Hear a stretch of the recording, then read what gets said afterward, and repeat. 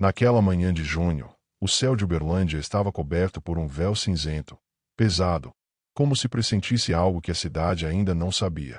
O vento soprava devagar, arrastando folhas secas pelas ruas silenciosas de um bairro simples da periferia. As janelas das casas rangiam, e os cachorros latiam sem motivo aparente. Era terça-feira, 12 de junho de 2007, um dia comum, até que deixou de ser. No coração desse cenário, vivia um garoto de 14 anos chamado Matheus Henrique. Seus olhos castanhos guardavam uma inquietude difícil de definir, um misto de curiosidade pelo mundo e a melancolia típica da idade. Ele não era conhecido por se meter em problemas. Pelo contrário, era daqueles que preferiam ficar em casa, ouvindo música ou brincando de desenhar mapas de lugares imaginários. Uberlândia, embora fosse uma cidade grande para os padrões do interior de Minas Gerais, tinha ares de vizinhança pequena. Todo mundo parecia conhecer todo mundo. E foi justamente esse ambiente familiar que tornou o que estava prestes a acontecer ainda mais perturbador. Quando um menino desaparece em um lugar onde todos acreditam estar seguros, a sensação é de que o chão se abre debaixo dos pés. Matheus tinha o hábito de andar de bicicleta ao entardecer. A velha bicicleta vermelha, com o banco já gasto, era quase uma extensão dele. Os vizinhos já se acostumaram a vê-lo passar pelas ruas estreitas, o cabelo desgrenhado ao vento, o olhar concentrado como se estivesse em uma corrida imaginária. Para muitos, aquele garoto era apenas mais um adolescente crescendo em meio às casas simples e os campos de futebol de terra batida. A família de Matheus era humilde. Seu pai trabalhava como pedreiro, sempre de mãos calejadas e o rosto queimado de sol, enquanto a mãe cuidava da casa e complementava a renda fazendo bolos para vender na vizinhança. O menino era o caçula de 3 irmãos, e talvez por isso tivesse sempre aquele ar de protegido, cercado por cuidados, mas também por uma liberdade que só os mais novos costumam ter. Na escola, Matheus não era o mais popular, mas era querido. Professores lembravam de sua educação, colegas o viam como um garoto calmo, e poucos sabiam de sua habilidade com desenhos. Ele passava horas rabiscando cadernos com florestas inventadas, casas abandonadas e figuras que pareciam saídas de histórias sombrias. Talvez fosse apenas imaginação fértil, ou talvez fosse um presságio de algo maior. O bairro em que vivia, apesar de pacato, tinha seus mistérios. Uma construção abandonada, que já fora pensada para ser uma fábrica, era alvo de boatos entre os moradores. Alguns diziam ouvir passos ali dentro à noite. Outros juravam que vultos apareciam nas janelas quebradas. Matheus, curioso como era, já tinha arriscado entrar ali com amigos, mas sempre voltava com o coração acelerado e o sorriso nervoso de quem sente medo, mas também fascínio. Naquele início de junho, o clima em Uberlândia era instável. Ora o sol brilhava forte, ora nuvens pesadas cobriam o céu, trazendo chuvas rápidas e inesperadas. Esse detalhe, embora pareça banal, se tornaria importante mais tarde, quando o desaparecimento de Matheus deixasse marcas de umidade em objetos que ninguém soube explicar de onde vinham. O tempo parecia querer avisar que algo estava fora de lugar. Na memória de quem o conheceu, Matheus era um garoto comum, mas ao mesmo tempo cheio de pequenas singularidades que o tornavam inesquecível. Seu riso fácil, a mania de mastigar a ponta dos lápis, o costume de cantarolar baixinho quando pedalava pela rua. São justamente esses traços simples, cotidianos, que mais doem quando alguém some, porque é neles que a ausência se revela de forma brutal. E assim começava a história que abalaria não apenas a família de Matheus, mas toda a comunidade. Uma narrativa marcada por perguntas sem resposta, silêncios desconfortáveis e detalhes que, até hoje, fazem ecoar a sensação de que algo maior estava escondido nas sombras daquela cidade. As manhãs de Matheus começavam cedo. Antes das 7 já estava de pé, muitas vezes ajudando a mãe a carregar as formas de bolo até a cozinha, ou arrumando sua mochila de escola com cadernos rabiscados e folhas soltas. Não era raro que esquecesse um livro ou outro, distraído em seus próprios pensamentos, mas essa desatenção nunca parecia malícia. Era apenas o jeito sonhador do garoto. A escola ficava a 20 minutos de bicicleta de sua casa, e ele gostava desse trajeto. Dizia para a mãe que era nesses momentos, pedalando com o vento batendo no rosto, que conseguia pensar melhor. Talvez fosse sua maneira de organizar o mundo interno, de lidar com as pressões de crescer em um ambiente humilde e com as responsabilidades que já começavam a pesar sobre seus ombros. Os professores reconheciam nele um certo talento artístico. Seus desenhos chamavam a atenção, não pela perfeição técnica, mas pela intensidade. Florestas sombrias, casas com janelas sempre escuras, figuras humanas de costas, como se escondessem segredos. Alguns riam, dizendo que Mateus tinha imaginação de escritor de terror. Outros apenas comentavam que ele via o mundo de uma forma diferente. Entre os colegas, ele mantinha poucos, mas bons amigos. Pedro, o mais próximo, era vizinho de rua e parceiro em quase todas as aventuras. Juntos exploravam terrenos baldios, construíam cabanas improvisadas, se passavam horas falando sobre filmes de mistério que viam escondidos. Pedro, anos depois, seria uma das vozes mais marcantes na investigação, lembrando de detalhes que até a polícia tinha ignorado. Em casa, a rotina era simples, mas cheia de afeto. O pai, mesmo cansado, sempre arrumava um tempo para jogar bola com o filho mais novo. A mãe, cuidadosa, se preocupava quando ele demorava demais para voltar das pedaladas de fim de tarde. Os irmãos mais velhos, já ocupados com trabalho e namoros, viam em Mateus a inocência que eles já tinham deixado para trás. O garoto também tinha sonhos. Gostava de dizer que queria ser descobridor de lugares, uma profissão que inventou para si. Queria viajar, ver florestas de verdade, conhecer cidades maiores, escrever sobre o que via. Seu quarto, ainda que simples, era forrado de desenhos presos com fita adesiva nas paredes. Mapas de lugares que só existiam em sua mente. Para quem olhasse de fora, talvez parecessem apenas rabiscos. Mas para ele, eram destinos esperando para serem alcançados. As noites no bairro eram tranquilas. O som de grilos, cachorros distantes, às vezes, o eco de uma motocicleta rasgando o silêncio. Mateus gostava de sentar no quintal e olhar para o céu, tentando reconhecer constelações que aprenderá nos livros. O brilho das estrelas sempre o deixava em silêncio, como se buscasse nelas respostas que ninguém por perto poderia oferecer. Apesar da aparente tranquilidade, algumas coisas o inquietavam. Vizinhos estranhos que surgiam de repente, olhares demorados de homens que passavam pela rua, histórias que corriam entre os moradores sobre crianças sendo abordadas por desconhecidos.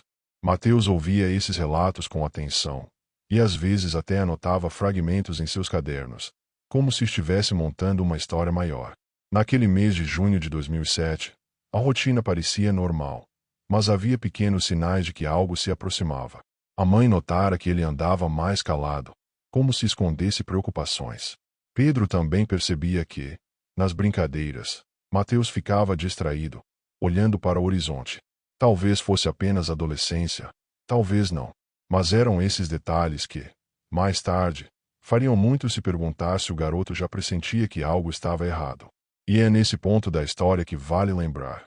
Se você gosta desse tipo de narrativa misteriosa, onde detalhes do cotidiano se transformam em peças de um quebra-cabeça maior, não esqueça de se inscrever no canal para acompanhar os próximos casos.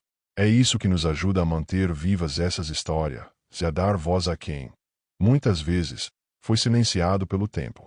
O dia 12 de junho de 2007 parecia comum. A manhã começou com a rotina de sempre. Café com pão quente. A mãe preparando os bolos para entregar. O pai saindo cedo para a obra.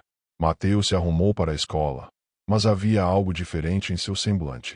Segundo a mãe, ele estava mais sério do que o habitual, os olhos fixos em um ponto distante enquanto mordia o pedaço de pão sem muita vontade. Na escola, nada de extraordinário foi registrado. Ele assistiu às aulas, conversou rapidamente com Pedro no intervalo e mostrou alguns desenhos novos que havia feito na última página do caderno. Eram figuras estranhas. Uma casa isolada com janelas pretas e uma estrada longa que parecia desaparecer no horizonte. Tá meio assustador. Cara, comentou Pedro, rindo sem graça. Mateus apenas encolheu os ombros, como se não tivesse importância. No caminho de volta, ao fim da tarde, ele pedalava sua bicicleta vermelha. Vizinhos o viram passando pela rua principal do bairro, acenando distraído. Alguns afirmam que ele parecia com pressa, olhando o tempo todo para trás, como se verificasse se estava sendo seguido. Outros dizem que ele estava apenas brincando, como sempre fazia. São relatos que, até hoje, deixam dúvidas sobre aquele trajeto. Por volta das 6 horas da tarde, o céu já escurecia mais rápido do que o normal. Nuvens pesadas se acumulavam e o vento frio se espalhava pelas esquinas. Foi nesse intervalo de tempo que Mateus desapareceu. Ele deveria ter chegado em casa por volta das 6h15, mas nunca mais voltou. A bicicleta foi encontrada algumas horas depois, encostada em um muro próximo à antiga fábrica abandonada, a mesma que despertava curiosidade e medo nos garotos da região. O objeto estava intacto, sem sinais de queda ou acidente, apenas largado ali, como se tivesse sido deixado de propósito. Para a família, foi o primeiro sinal de que algo grave havia acontecido. Os boatos começaram a correr rápido. Moradores diziam ter visto uma caminhonete preta rondando a região nos últimos dias, sempre estacionada em pontos estratégicos. Outros relataram gritos abafados vindos da direção da fábrica, mas ninguém teve coragem de ir verificar. Em lugares assim, o medo costuma ser mais forte que a curiosidade. A polícia foi chamada ainda na noite de 12 de junho. As buscas começaram imediatamente ao redor da fábrica e nas ruas do bairro. Lanternas iluminaram as paredes descascadas, os corredores vazios e os buracos no chão do prédio abandonado. Mas não havia sinal de Mateus. Apenas uma sensação de vazio que gelava os ossos de quem participava da procura. Dentro da fábrica, foram encontrados alguns objetos que chamaram a atenção. Uma mochila rasgada, que não pertencia ao menino, e marcas de sapatos pequenos no chão empoeirado. Testemunhas juraram que eram pegadas recentes, como se alguém tivesse corrido ali pouco tempo antes da chegada dos policiais. Essas pistas, no entanto, nunca levaram a conclusões concretas. Enquanto a notícia do desaparecimento se espalhava, a cidade mergulhava em um clima de tensão. As mães seguravam seus filhos mais perto de casa, e a antiga fábrica passou a ser vista não apenas como um prédio abandonado, mas como palco de um mistério sombrio. A cada relato desencontrado, surgia mais confusão, e o rosto de Mateus começava a estampar cartazes improvisados em postes e padarias. E antes de seguirmos para os desdobramentos dessa investigação, uma pausa importante. Se você acompanha essa história e sente a mesma inquietação diante de tantos mistérios, inscreva-se no canal. É aqui que mantemos vivas as narrativas de casos que não podem ser esquecidos, e cada inscrição fortalece esse trabalho. Na segunda noite após o desaparecimento, a atmosfera no bairro já não era a mesma.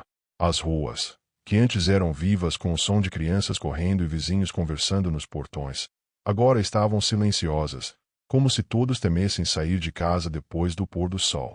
As luzes dos postes lançavam sombras compridas no asfalto molhado pela chuva fina, e cada som inesperado, o estalo de um galho, o arrastar de uma lata pelo vento, parecia carregar um significado oculto. A ausência de Mateus não era apenas um fato, era um peso que sufocava o cotidiano.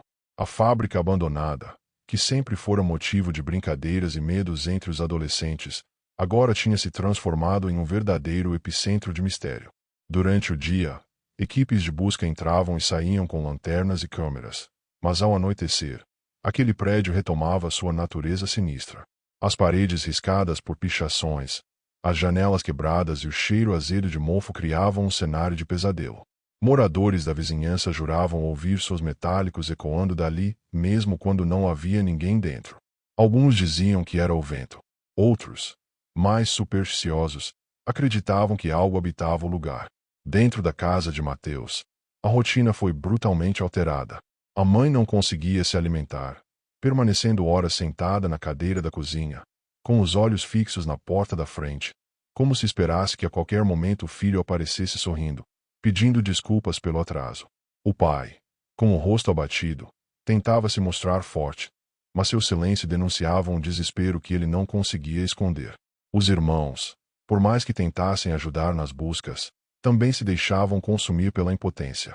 A ausência de Mateus era um vazio que ecoava nos cômodos, nos pratos à mesa, nos cadernos deixados sobre a escrivaninha. Na vizinhança, as conversas mudaram de tom. O caso deixou de ser apenas o desaparecimento do filho do pedreiro e passou a ser uma ferida coletiva. Mães seguravam os filhos mais perto ao atravessar a rua. Homens discutiam nos bares, tentando especular o que teria acontecido. Alguns acreditavam em sequestro para exploração, outros falavam em vingança, e havia até quem murmurasse sobre algo sobrenatural, lembrando que Mateus sempre desenhava casas sombrias e figuras misteriosas. O mistério se espalhava, alimentado por cada detalhe novo, por cada silêncio suspeito. Pedro, o melhor amigo de Mateus, começou a ser procurado insistentemente pela polícia e pelos jornalistas. Sua memória se transformou em peça central do quebra-cabeça. Ele repetia que Mateus estava estranho nos dias que antecederam o sumiço, mais calado, olhando constantemente para o horizonte. Contou também que o garoto tinha comentado algo sobre ver um homem diferente rondando a rua. Esse depoimento, embora vago, levantou novas suspeitas. Quem seria esse homem? E por que Mateus parecia tão perturbado ao mencioná-lo? Na escola, a ausência do menino era sentida em cada detalhe. A cadeira vazia na sala de aula, o estojo esquecido no armário, o caderno com os últimos desenhos. Uma professora chegou a comentar, em lágrimas, que nunca mais conseguiria olhar para aquelas páginas sem sentir um arrepio. Para ela, aqueles rabiscos eram mais do que arte. Era um grito silencioso, talvez uma premonição. Outros alunos começaram a evitar a fábrica, dizendo que tinham medo de acabar como Mateus.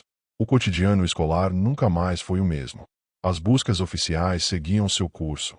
Mas a cada dia sem respostas, a comunidade se via mais tomada por boatos e versões alternativas.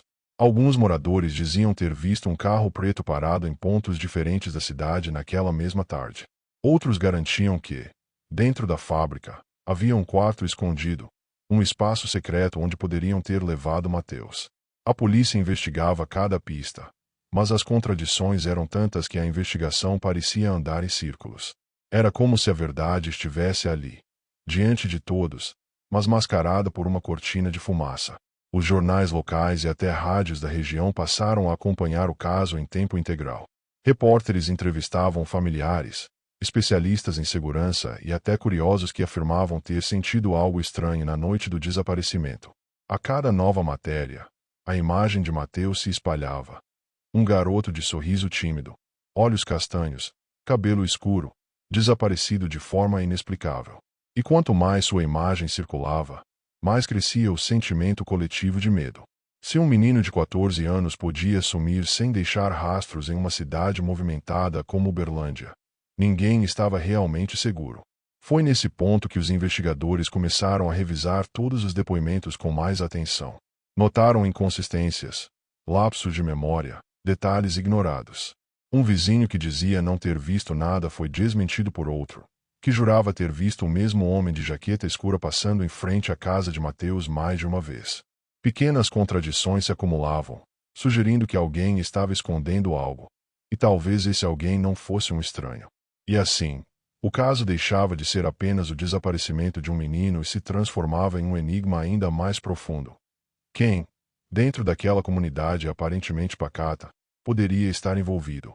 Seria um estranho que passava despercebido? Ou seria alguém que todos conheciam, mas que escondia segredos sombrios? A cada nova pergunta, a cidade mergulhava mais fundo em um mar de incertezas e medo. Com o passar dos dias, a investigação começou a se transformar em uma corrida contra o tempo. Cada hora sem notícias de Mateus era uma ferida aberta que crescia. Policiais percorriam ruas de terra, seguiam trilhas e matagais, vasculhavam córregos, mas o vazio era sempre o mesmo. A ausência de qualquer vestígio concreto fazia a cidade mergulhar em paranoia. E quando o silêncio é mais forte que as respostas, cada detalhe insignificante passa a ganhar proporções assustadoras. Na cozinha da família, a mesa ainda era posta para 4, mesmo que o lugar de Mateus permanecesse vazio. A mãe, exausta, segurava os cadernos de desenho como se fossem relíquias sagradas, abrindo as páginas lentamente, passando os dedos pelas linhas rabiscadas. O pai, cada vez mais calado, já não chorava em público, mas os olhos vermelhos denunciavam noites sem sono. Aquela casa, que antes abrigava risos de adolescência, agora era preenchida apenas pelo som da respiração pesada de uma família devastada. As autoridades tentaram acalmar a população, mas as entrevistas coletivas não traziam novidades. Apenas frases repetidas. Estamos investigando todas as linhas de possibilidade. Não descartamos nenhuma hipótese.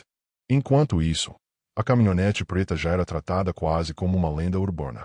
Crianças comentavam em sussurros que o carro podia aparecer em qualquer esquina, e mães proibiam os filhos de brincar depois do pôr do sol. O medo se espalhava como uma doença silenciosa. Foi nesse clima que surgiram novas pistas. Um morador disse ter encontrado, próximo ao rio Uberabinha, um pedaço de tecido azul que parecia ser de uniforme escolar. O objeto foi recolhido, mas nunca houve confirmação oficial de que pertencia a Mateus. A dúvida, no entanto, foi suficiente para reacender a esperança em alguns e o desespero em outros. A cada rumor, a cada objeto encontrado, a comunidade oscilava entre esperança e frustração. Pedro, cada vez mais pressionado, contou algo que até então tinha guardado para si. Na última conversa que teve com Mateus, o amigo havia falado sobre uma voz que ouvia perto da fábrica. Disse que não sabia explicar, mas sentia como se alguém o chamasse, como se uma presença invisível o atraísse até aquele lugar. Para um adolescente, poderia ser apenas imaginação fértil. Mas no contexto do desaparecimento, essas palavras ganharam peso assustador. Policiais voltaram à fábrica com reforço. Vasculharam o terreno minuciosamente, usando o equipamento de detecção de metais e câmeras térmicas. Encontraram latas amassadas, colchões velhos, sinais de que pessoas em situação de rua haviam passado por ali. Mas também encontraram marcas estranhas no chão, arranhões profundos, como se algo pesado tivesse sido arrastado. Ninguém conseguiu explicar de onde vinham, e as análises posteriores não trouxeram conclusões. Enquanto isso, alguns vizinhos começaram a desconfiar de figuras conhecidas do bairro. Um homem solitário que morava em uma casa de portão sempre fechado, um antigo funcionário da fábrica que desaparecera dias antes do sumiço do menino, até mesmo um parente distante da família. O clima de desconfiança se transformava em tensão diária, e cada olhar atravessado se tornava suspeito. A cidade, antes unida, agora se dividia em acusações veladas. Jornais sensacionalistas começaram a explorar o caso, sugerindo sequestro, rituais ou tráfico humano. Manchetes gritavam com letras enormes: mistério em Uberlândia. Menino de 14 anos some sem deixar rastros. Para a família, cada publicação era uma faca de dois gumes. Mantinha a história viva, mas também alimentava teorias cruéis que os feriam ainda mais. Era como se Mateus tivesse perdido não apenas sua presença física, mas também sua inocência diante de tantas especulações. No bairro, os cartazes com a foto do garoto se multiplicavam. Em padarias, mercados, igrejas. O rosto de Mateus, sorridente, estampava paredes e postes, fixando-se no olhar de quem passava. Mas esse mesmo sorriso, repetido tantas vezes, se tornava cada vez mais perturbador. Era o contraste entre a imagem inocente e a brutal realidade de sua ausência. E em meio a todo esse caos, uma pergunta insistente martelava na mente de todos. Se a bicicleta foi deixada ao lado da fábrica, quem a colocou ali? Teria sido Mateus, atendendo a um chamado que só ele escutava, ou teria sido o próprio responsável pelo crime? Numa tentativa de confundir a investigação, essa dúvida, simples e aparentemente banal, se tornaria uma das chaves para desvendar o enigma. Na terceira semana após o desaparecimento, a investigação já começava a mostrar sinais de desgaste.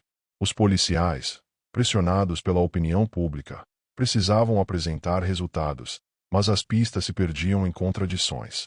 Era como tentar montar um quebra-cabeça cujas peças pertenciam a jogos diferentes. A cidade vivia em alerta, e o bairro em que Mateus crescerá parecia ter perdido a cor. A cada dia sem respostas, crescia a sensação de que a verdade estava escondida à vista de todos, mas ninguém ousava enxergar.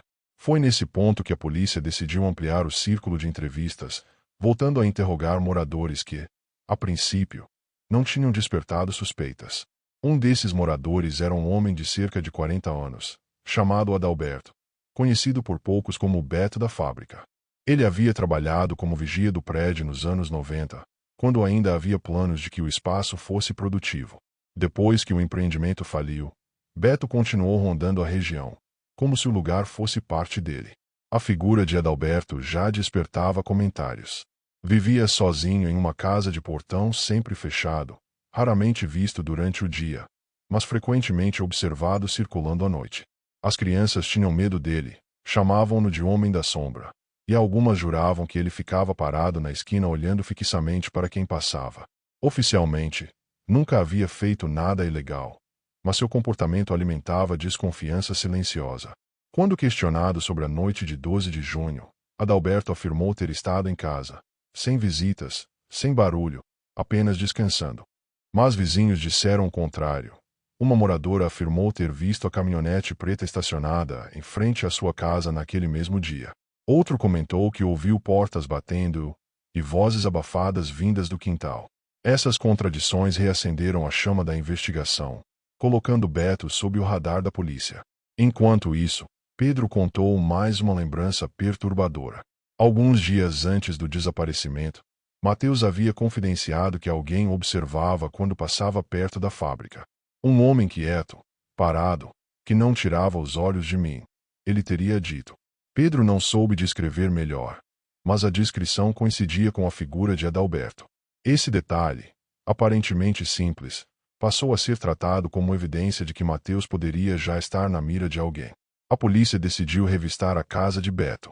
Era uma construção modesta, mas o que mais chamava a atenção era o excesso de cadeados e grades. Dentro, um ambiente sufocante, cortinas sempre fechadas, cheiro de mofo, pilhas de jornais velhos acumulados em cantos escuros.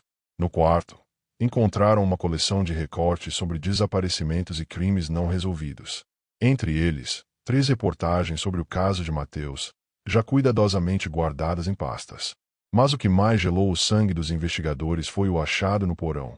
Um espaço improvisado, com colchão sujo, correntes enferrujadas presas às paredes e restos de comida recente. Embora não houvesse sinal direto de Mateus, o local denunciava o uso para algo que não poderia ser explicado como normal. Era como se ali tivesse sido montado um abrigo para manter alguém preso. A notícia se espalhou rapidamente pelo bairro. Beto da fábrica virou sinônimo de medo e indignação. Muitos se perguntavam como ninguém tinha notado antes seus hábitos estranhos, como sua presença noturna e seu fascínio pelo prédio abandonado. A comunidade, agora, se dividia entre o choque e a raiva. Enquanto alguns exigiam justiça imediata, outros se perguntavam se ele era apenas um bode expiatório para aliviar a pressão sobre a polícia. Na delegacia, Adalberto negava todas as acusações. Repetia que o porão era apenas um abrigo improvisado para moradores de rua, que os recortes de jornal eram por curiosidade, que sua vida solitária não o tornava culpado. Mas seus olhos, descritos como frios e sem brilho, não transmitiam inocência.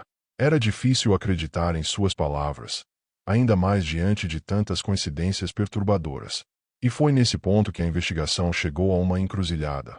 Tinham finalmente encontrado um suspeito sólido, alguém cujos hábitos e mentiras se encaixavam no quebra-cabeça. Mas faltava a peça mais importante. A prova concreta de que Adalberto era o responsável pelo desaparecimento de Mateus. Sem isso, o caso poderia se perder no emaranhado de boatos, deixando para sempre a dúvida e a sombra de um vilão à solta. A descoberta do porão na casa de Adalberto caiu como uma bomba em Uberlândia. A notícia se espalhou pelas rádios locais, ganhou espaço nos jornais e logo chegou às emissoras de televisão nacionais. As imagens do local, colchões encardidos, correntes enferrujadas e restos de comida, eram perturbadoras demais para serem ignoradas. Para a família de Mateus, cada detalhe exposto parecia um golpe no coração. Era como ver materializada a possibilidade de que o garoto tivesse passado por aquele sofrimento. Na comunidade, a revolta explodiu. Moradores se aglomeravam em frente à casa do suspeito, gritando palavras de ordem, pedindo justiça imediata. Alguns chegaram a arremessar pedras contra o portão, enquanto policiais precisavam conter a multidão. Aquele ambiente, antes marcado por silêncio e medo, agora transbordava ódio. O rosto de Adalberto, antes apenas uma sombra na vizinhança, se tornava símbolo do mal. A mãe de Mateus foi a primeira a reagir publicamente. Em uma entrevista, com a voz trêmula, disse não desejar vingança, mas exigia respostas. Se ele sabe de alguma coisa, que fale. Eu só quero meu filho de volta, seja como for, declarou, em prantos. Essas palavras ressoaram profundamente, transformando a dor particular em um clamor coletivo. O pai, por sua vez, permaneceu em silêncio, mas seu olhar, firme e carregado de fúria, dizia mais do que qualquer frase. Na delegacia, as sessões de interrogatório se tornavam cada vez mais tensas. Adalberto negava qualquer envolvimento, mas sua postura defensiva e suas contradições deixavam claro que havia algo a esconder. Investigadores perceberam que ele mudava detalhes da história cada vez que era pressionado. Dizia estar em casa, Depois dizia ter saído para comprar pão. Depois voltava a afirmar que estava sozinho. As versões não se sustentavam, e cada mentira aumentava o peso da suspeita. Enquanto isso, voluntários continuavam as buscas em áreas próximas à fábrica e ao rio Uberabinha. Equipes vasculhavam matas fechadas, usando cães farejadores e drones improvisados pela polícia. O sentimento era de que Mateus poderia ainda estar em algum lugar, esperando para ser encontrado. A cada dia, novos boatos surgiam. Alguém dizia ter ouvido gritos em uma fazenda distante, outro afirmava ter visto um garoto semelhante caminhando na estrada. Nada se confirmava, mas a esperança, mesmo pequena, insistia em sobreviver. A escola organizou uma vigília em homenagem a Mateus. Professores e alunos se reuniram no pátio, acenderam vela, e rezaram em silêncio. No centro, colocaram uma cadeira vazia com seu caderno em cima, como símbolo de que ele ainda fazia parte daquele espaço. Pedro, com lágrimas nos olhos, disse algumas palavras. Ele não era só meu amigo, era meu irmão. E eu sei que ele está em algum lugar ouvindo a gente. O momento foi transmitido pela TV local, emocionando toda a cidade. Apesar das descobertas, a polícia enfrentava um dilema. Sem provas concretas, não poderiam prender Adalberto por tempo indeterminado. Era preciso encontrar algo que ligasse diretamente o suspeito ao desaparecimento. Assim, cada detalhe se tornava crucial. Fios de cabelo recolhidos no porão, digitais espalhadas pela fábrica, até mesmo o pedaço de tecido azul encontrado perto do rio. Tudo precisava ser analisado com rigor. E nesse ponto da investigação, outro detalhe veio à tona. Um morador afirmou que, dias antes do desaparecimento, viu Adalberto conversando com Mateus na rua. A princípio, ninguém deu atenção, mas ao comparar as datas e horários, perceberam que essa informação coincidia com os relatos de Pedro sobre o homem que observava. Era a primeira vez que testemunhos distintos apontavam para o mesmo elo. Ainda assim, o mistério permanecia. Onde estava Mateus? Estaria vivo em algum lugar, escondido contra sua vontade, ou já teria sucumbido ao destino que muitos temiam pronunciar? Essas perguntas ecoavam não apenas na família, mas em todos os que acompanhavam a história. A cada novo capítulo, a linha entre a esperança e o desespero se tornava mais tênue. E antes de seguirmos com os desdobramentos mais intensos dessa investigação, um lembrete. Se você gosta de acompanhar casos misteriosos e histórias que desafiam a lógica, inscreva-se no canal. É com o apoio de vocês que podemos continuar trazendo relatos como este, dando voz a quem foi silenciado e mantendo viva a memória dos que desapareceram. Com o avanço da investigação, a casa de Adalberto se transformou em ponto de peregrinação macabra. Pessoas iam até lá apenas para olhar, como se precisassem confirmar com os próprios olhos que aquele lugar sombrio realmente existia. O portão riscado de pedras, as janelas cobertas com tábuas e a sensação de abandono reforçavam a imagem de que o suspeito carregava segredos obscuros. Até os mais céticos começavam a acreditar que ali estava o centro do mistério. A imprensa não deixava a história esfriar. Repórteres se amontoavam em frente à delegacia e entrevistavam vizinhos em busca de qualquer frase de impacto. Manchetes sensacionalistas estampavam bancas de jornal. O monstro de Uberlândia, ou vigia da fábrica e o desaparecimento de Mateus. Cada nova edição alimentava a raiva popular, transformando Adalberto em vilão antes mesmo do julgamento. Entre os moradores, o clima era de paranoia. Muitos passaram a desconfiar de vizinhos com comportamentos solitários, como se a figura de Adalberto tivesse plantado a ideia de que qualquer pessoa estranha poderia esconder um segredo terrível. Portões eram reforçados, crianças deixaram de brincar na rua, e famílias trancavam suas portas mais cedo. O bairro, que já viverá dias pacíficos, agora respirava medo e desconfiança. Na escola de Mateus, professores notaram mudanças nos alunos. Alguns tinham pesadelos recorrentes, outros evitavam falar sobre o caso. A ausência do garoto se tornará, não apenas uma lembrança dolorosa, mas uma ferida coletiva. Em cada carteira vazia, em cada silêncio durante as aulas, pairava a pergunta que ninguém ousava dizer em voz alta. E se fosse comigo? A polícia, pressionada, intensificou as buscas por provas concretas. Um dos investigadores decidiu revirar arquivos antigos e descobriu que Adalberto já havia sido investigado em outra cidade de Minas, nos anos 90, por suspeita de envolvimento em um sumiço semelhante. O caso nunca foi resolvido, Por falta de provas, o nome dele desapareceu dos registros formais. Essa revelação caiu como uma bomba dentro da equipe, confirmando que não se tratava apenas de coincidência. Enquanto isso, os exames do material encontrado no porão começaram a chegar. Entre as amostras, havia fios de cabelo compatíveis com o perfil genético de um adolescente do sexo masculino. Embora não fosse possível afirmar de imediato que pertenciam a Mateus, a semelhança reforçou ainda mais as suspeitas. Agora, a polícia tinha indícios sólidos, ainda que não definitivos, de que Adalberto poderia estar diretamente ligado ao desaparecimento. O comportamento do suspeito também mudava. Durante os primeiros dias, ele mantinha uma postura fria, quase indiferente. Mas, à medida que as provas se acumulavam, começou a demonstrar sinais de irritação. Batia na mesa durante os interrogatórios, levantava a voz, e chegou a acusar a polícia de perseguição. Para os investigadores, esse descontrole era revelador. A máscara de calma estava se desfazendo. A família de Mateus, acompanhando cada notícia, vivia entre a esperança e o pavor. A mãe dizia acreditar que o filho ainda estava vivo e que Adalberto, em algum momento, revelaria onde o mantinha. O pai, por outro lado, se mostrava cada vez mais convicto de que o desfecho não seria feliz.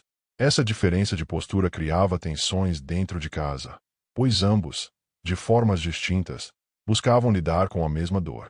No bairro, a imagem de Mateus era mantida viva em cartazes, pichações em muros e até mesmo em camisetas estampadas com seu rosto. Volte, Mateus era o grito que ecoava em manifestações semanais. A cada encontro, velas eram acesas, músicas eram tocadas, e a lembrança do garoto se fortalecia. A cidade se unia em torno de sua história, transformando-o em símbolo de resistência contra o medo. E diante de tanto sofrimento, fica o convite. Se esse caso mexe com você, se histórias reais de mistério e crime despertam sua atenção, inscreva-se no canal. Cada apoio faz diferença para que possamos continuar trazendo narrativas completas e dar voz às famílias que ainda buscam respostas. A pressão popular começava a se tornar insustentável. O nome de Adalberto estava em todas as bocas, e as ruas, antes silenciosas, agora ecoavam protestos que pediam justiça. A cada dia, a delegacia recebia telefonemas anônimos com supostas pistas, mas a maioria não passava de rumores. Ainda assim, cada ligação era investigada, pois qualquer detalhe poderia ser a peça final do quebra-cabeça. Os investigadores focaram nas digitais encontradas em um pedaço de madeira dentro da fábrica abandonada. Após dias de análises, o resultado foi conclusivo. Pertenciam a Adalberto. Aquilo não era apenas suspeita, mas prova concreta de que ele frequentava o local que Mateus evitava. O achado reacendeu a esperança de que finalmente estavam no caminho certo. Em paralelo, os cães farejadores voltaram a ser levados ao prédio.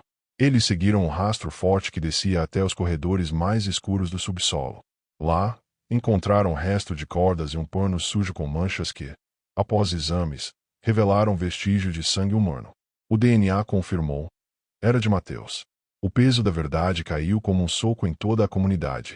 Naquela noite, a mãe do garoto acendeu uma vela em frente à casa e disse em lágrimas: se ele sofreu ali dentro, que a justiça não descanse enquanto esse homem não pagar.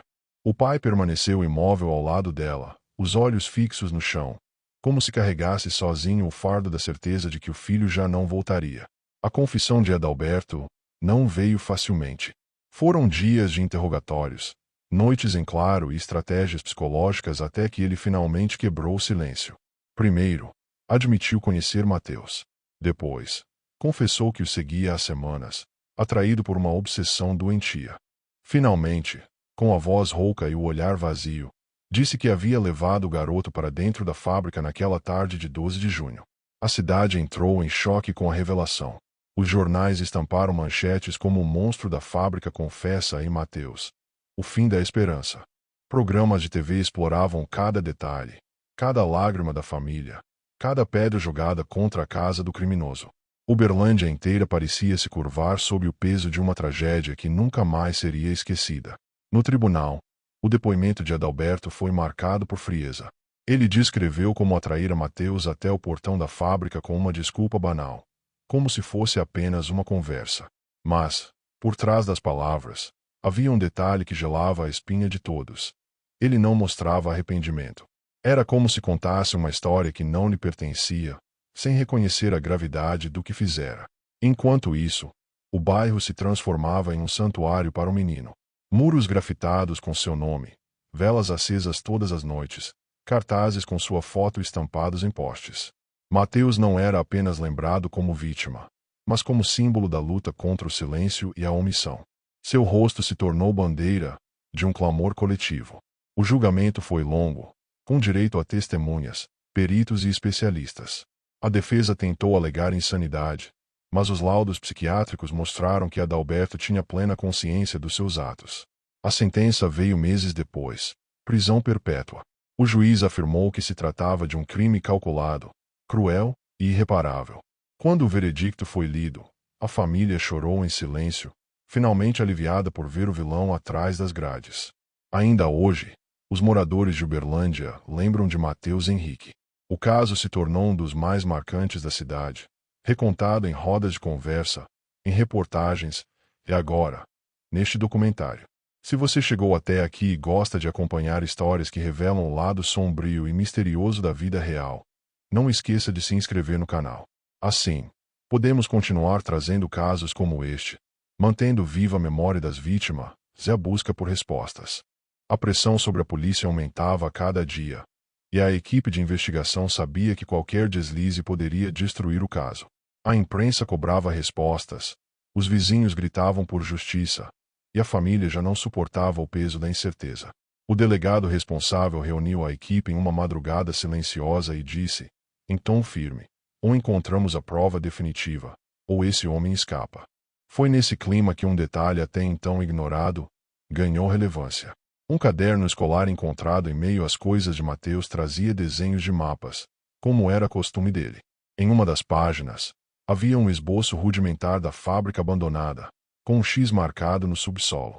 Ninguém sabia explicar se era apenas imaginação ou se Mateus havia realmente notado algo suspeito ali antes do desaparecimento. A polícia decidiu voltar ao subsolo com mais atenção, e foi ali que descobriram um alçapão disfarçado sob pedaços de madeira e entulho. O espaço era pequeno, quase claustrofóbico, e cheirava a ferrugem e umidade.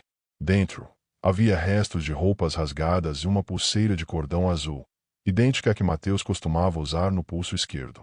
O impacto da descoberta foi imediato. A pulseira foi mostrada aos pais, que a reconheceram sem hesitar. A mãe caiu de joelhos, segurando o objeto contra o peito como se fosse o último vestígio do filho. O pai, em silêncio, fechou os punhos e disse apenas: agora não há mais dúvida. Para a polícia, aquele era o elo que faltava para ligar Adalberto diretamente ao crime. Enquanto os peritos trabalhavam no local, vizinhos começaram a se aglomerar do lado de fora da fábrica. Alguns gritavam, outros choravam.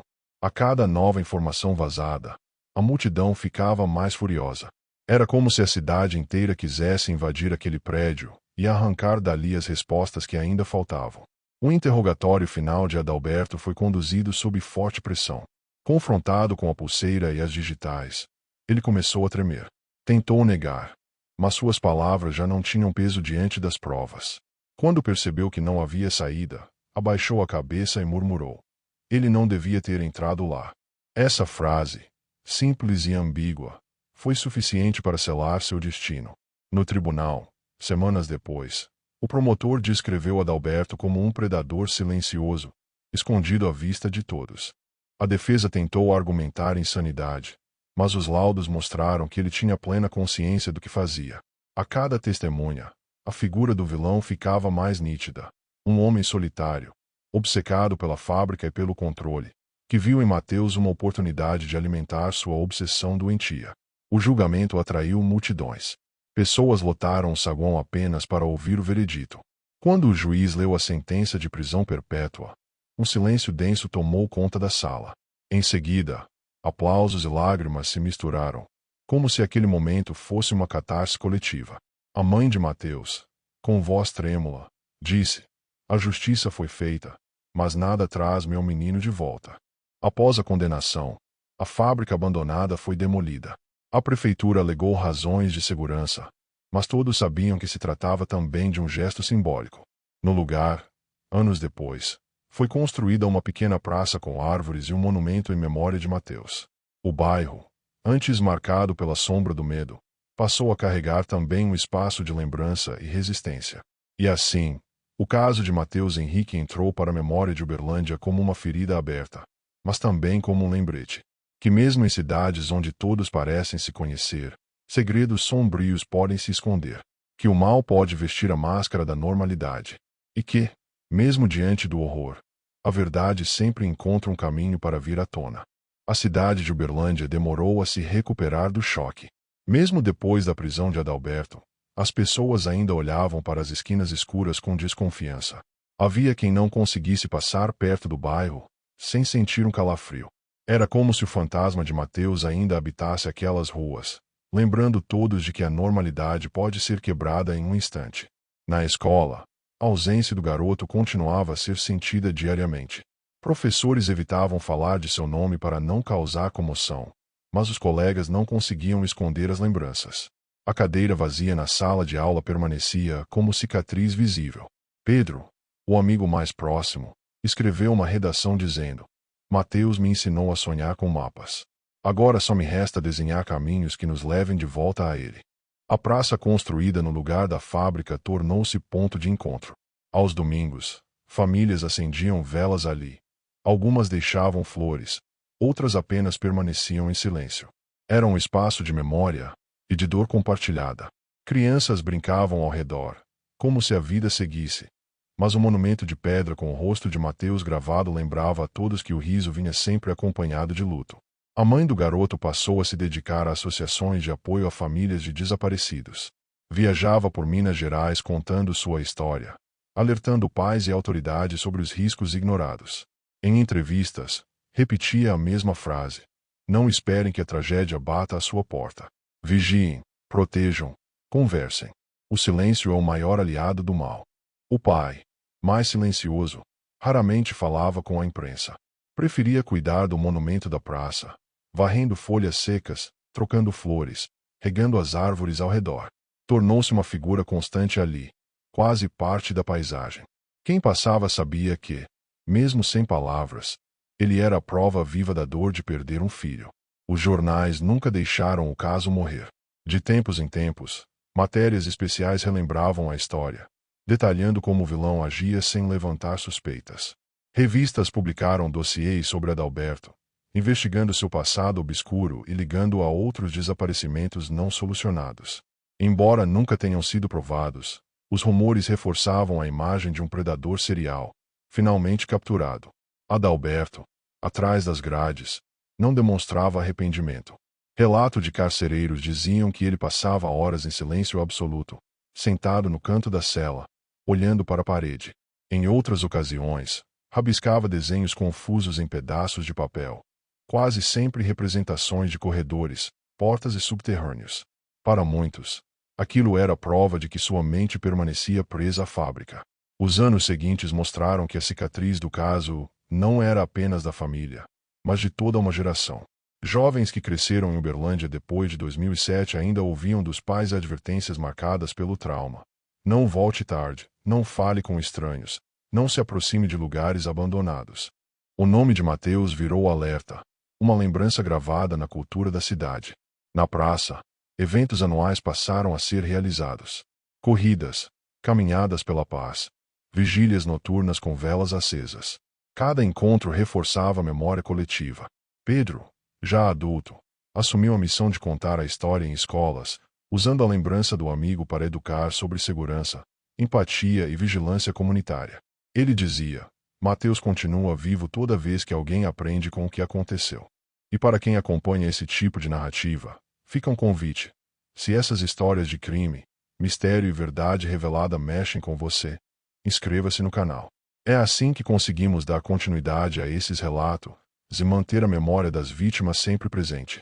A sombra da tragédia também trouxe mudanças institucionais. A polícia de Uberlândia criou uma divisão especializada em desaparecimentos, com protocolos mais rápidos de ação. Antes, esperava-se dias para iniciar buscas. Depois de Mateus, cada hora passou a contar. Essa alteração salvou vidas, e muitas famílias reconheceram no caso um divisor de águas. A memória de Mateus ganhou novos contornos quando escritores locais passaram a narrar o caso em livros de investigação. Documentários foram gravados, com entrevistas de familiares, policiais e vizinhos.